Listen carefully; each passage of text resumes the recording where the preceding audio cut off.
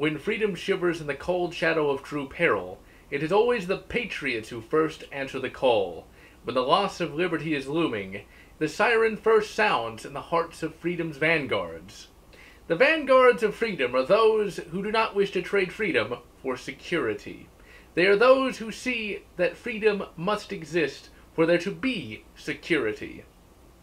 The firearm is one of the most misunderstood devices in history. Hated by some, respected by others.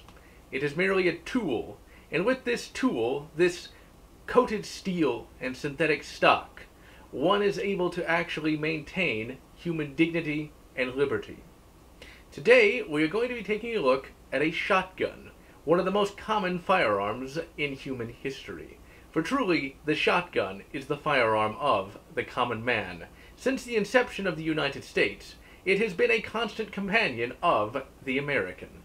Today, of course, we are taking a look at one of the most popular American shotguns, the Remington 870.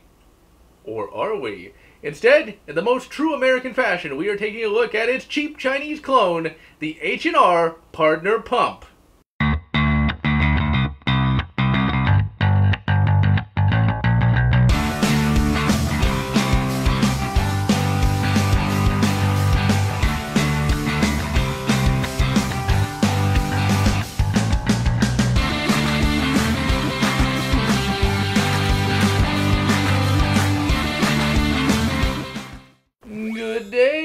Ladies and gentlemen, Charlton Heston.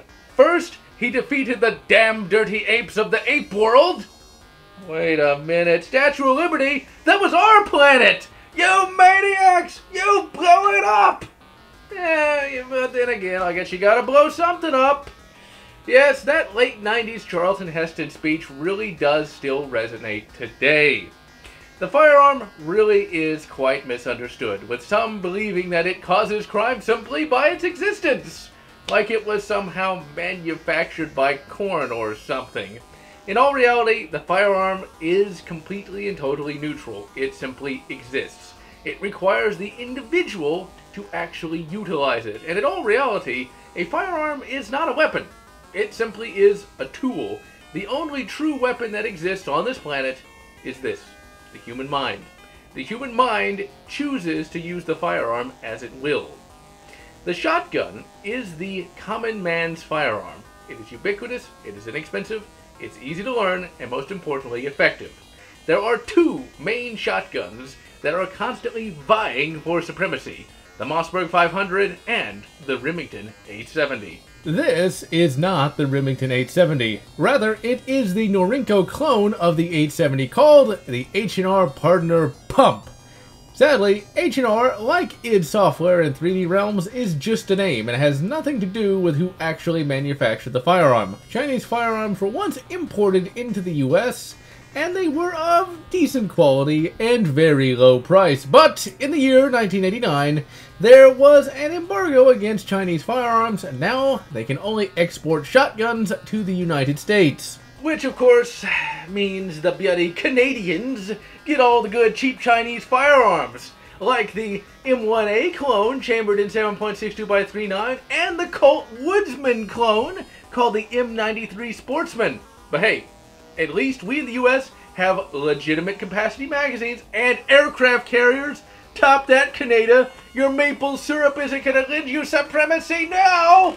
As the H&R Pardner Pump is a copy of the Remington 870, it is only right and proper for us to take a look at the background of the gun that it copies. The Remington 870 was first designed in 1950 by L. Ray Crittenden, Philip Haskell, Ellis Hailston, and G.E. Pickney. And thankfully, those are some names that I could actually pronounce. It was an absolutely amazing design, as we will come to see, and by 1973, 2 million guns had been sold, and by 1983, it held the record for the best-selling shotgun in history at 3 million of the bloody things sold. In the modern era, over 11 million plus have been manufactured and sold. The Mossberg, when it emerged in 1960, has been vying for the top slot. But then, Remington was purchased by the Freedom Group, and as is always the story, the quality of its firearms has tanked, and in the current era, the Remington-made 870 is not held in as high regard as it once was, to the point where many hold that the Chinese clone is actually superior. Go figure. Now, I picked up this shotgun a number of years back for no particular reason. I had what some gun owners call the itch. I wanted something new, and I wasn't really sure what I wanted. And then, one day, at a local gun shop, I saw this particular shotgun for sale for cheap. And, well, by that point, all I had was a Mossberg 500, and so I thought I'd give a Remington 870, or at least a clone, a shot. Literally. And as you will come to see, I was not disappointed. The H&R Pardner Pump is a basic home defense styled shotgun, although unlike with other home defense styled shotguns, it weighs a bit more than one would expect due to its all steel construction. The finish is some sort of gun coat, and it is quite effective in resisting rust. It comes with sling attachment points. The sling attached is just an inexpensive padded sling. The receiver is already drilled and tapped, and all you have to do is buy a Picatinny rail, and then you can add whatever optic you bloody well want. And believe me, shotguns are accurate enough to warrant a scope or a red dot. The trigger group is all steel, unlike the plastic of the Mossberg 500. In my old Mossberg 500 review, I stated that I preferred the tang-mounted safety to the trigger-mounted safety of the 870. In the intervening time, I got over that, and I find that with practice, the trigger-mounted safety is just as easy to toggle on and off. When it comes to shotguns, you will seldom need to actually disassemble it to clean it. But if you so choose to remove the barrel, removing the barrel is extraordinarily easy. In fact, it's a bit easier than on the Mossberg 500. You undo this cap, and you pull the barrel straight out. On the Moss 5, getting it in and out is a bit more difficult, as when you reinsert the barrel, you have to twist it in a bit, and I can never get the bloody thing on right the first time. Here, as you can see, it just goes straight on. The Moss 5's attachment cap is also not as good of a design. As you can see, this is open, and the locking cap is a separate piece entirely. On the Mossberg 500, this area is actually closed, and the locking cap is actually attached to it. Meaning, if you want to actually upgrade shell capacity on a Mossberg 500, you're going to need to buy an entirely new barrel. And don't think I'm insulting the Mossberg 500. That was my first pump action, and I loved it. But it really does have some disadvantages when compared to this shotgun here. There are a few minor cosmetic deficiencies on the Pardner Pump. First, the forestock has one bit wider than the other. This causes zero problems, but it's there! Then, when we remove the barrel, we can see that there is a super cheap weld that looks really ugly.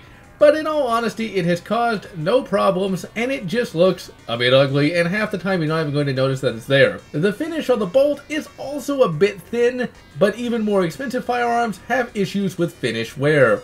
As this is a Remington 870 clone, you can use 870 upgrades with the Pardner Pump, but some minor fitting will be required. The gun, for me at least, is perfectly fine in its stock configuration. The stock itself is excellent. It's a little bit heavier than one would expect from a standard synthetic stock, but it does go a long way towards dampening the heavy recoil of the mighty 12 gauge. This is actually the most comfortable 12 gauge I have ever shot. And after shooting in this particular video, I did not have the telltale shotgun bruise. The shotgun's versatility really stems from the different shell types that it can utilize. First, a note on terminology. Unfired shotgun ammo is generally referred to as a shotgun shell.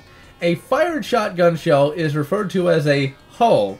And to be even more confusing, a shotgun shell that utilizes a solid shot is referred to as a slug.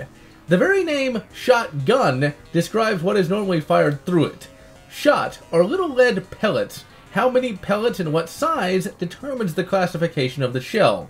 Here we have a number 8 shell. It has 1 1/8 ounces of shot in it. This is going to be your most inexpensive shell type. Then there are the various buckshot shells. These are the most likely to be used for defensive purposes. You have double-aught buckshot, on up to triple-aught buckshot. Double-aught buck is by far the most popular and well-known shell type. and is routinely loaded with 9 pellets, and is well known for its stopping power and effectiveness. GeneralLotz Buck has fewer but larger pellets and is even more effective when it comes to one-shot stops. Buckshot in its various forms will not be massively expensive, but will cost quite a bit more than number 8. A word of warning though, most indoor ranges will not allow you to practice with either number 8 or buckshot, as they will have concerns of spalling and ricochets. Meaning that if you want to practice in an indoor range, you will need to acquire what are called rifled slugs. Just to make it even more confusing, rifled slugs do not need a rifled barrel to be effective, as they are designed to be fired out of an unrifled shotgun barrel. These slugs are designed in such a way as for them to impart spin upon themselves. Rifled slugs are basically little BFGs. They are 1 ounce solid shots that are launched at 1,500 feet per second, and they are quite effective out to 50 yards. Slugs, though, ain't cheap. They routinely cost about $1 per shell, so it will be rather expensive to practice with them. Today, we are going to be shooting 15 Wolf brand slugs at a silhouette target 25 yards away. So now let's load up 5 and see how the Pardner Pump performs. Right, 29 shot.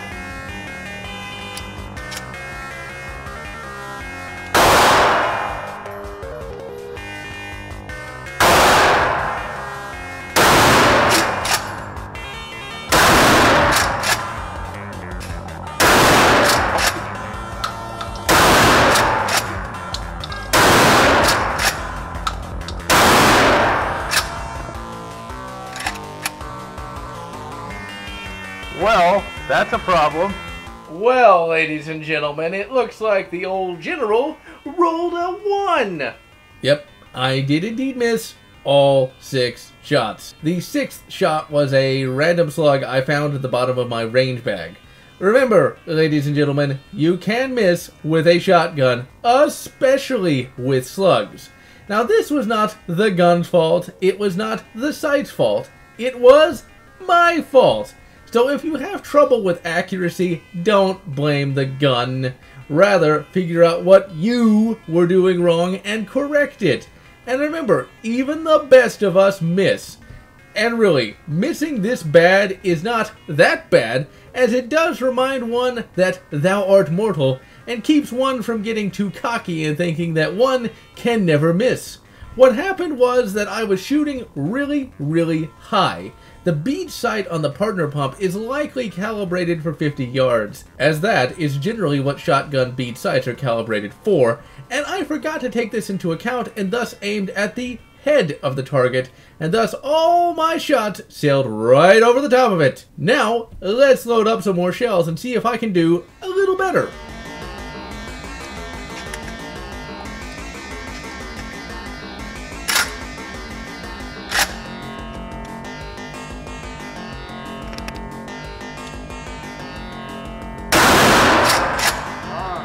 Headshot.